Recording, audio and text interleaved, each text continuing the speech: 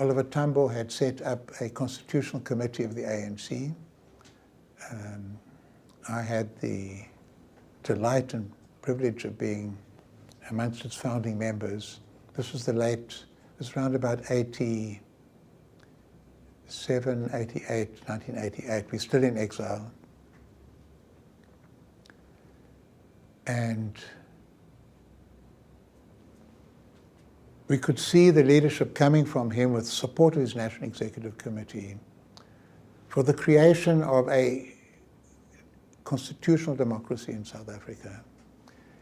And all over the world, programs were coming in for the most contorted,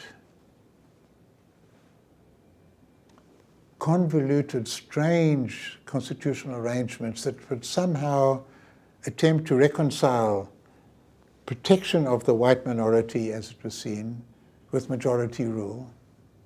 They would have been disastrous. Oliver Tambo's idea was, we protect everybody in our country, majorities, minorities, black, white, and brown, through a Bill of Rights that will be entrenched with an independent judiciary. And that will prevent anybody from being dispossessed of their homes arbitrarily, being forced off land purely because of their race, being humiliated, being denied the right to use their language, to worship in the way that they want. And that's for people as people, for human beings as human beings, not because they're white, not because they're black, not because they're brown. I was given the task of explaining the Bill of Rights to the ANC membership in exile. And we had a special workshop, a conference, on constitutional principles for a new South Africa. And I remember my heart was going boom, boom, boom, boom, boom. The easy part was to say, we need a Bill of Rights to show the world that we're good people, that we understand the rule of law, that we're not looking for domination, for purely diplomatic reasons. We need it.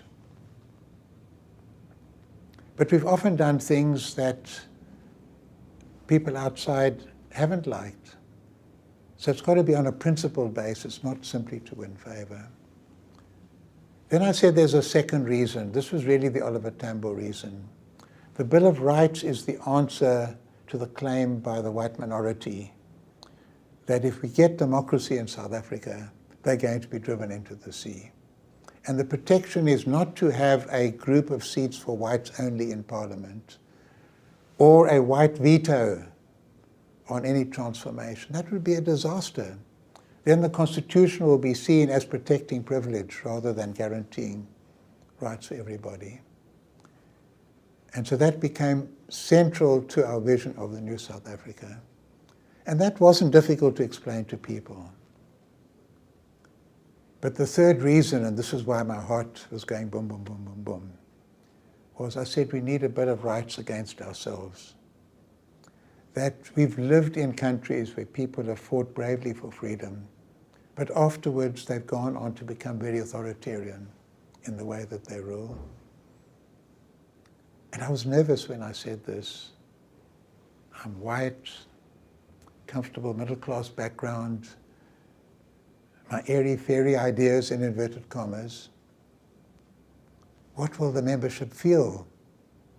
They're involved in a revolutionary struggle to transform South Africa. And I saw in the eyes of everybody in the room just a sense of delight, because they were anxious. They were worried. How would we be when we were in power?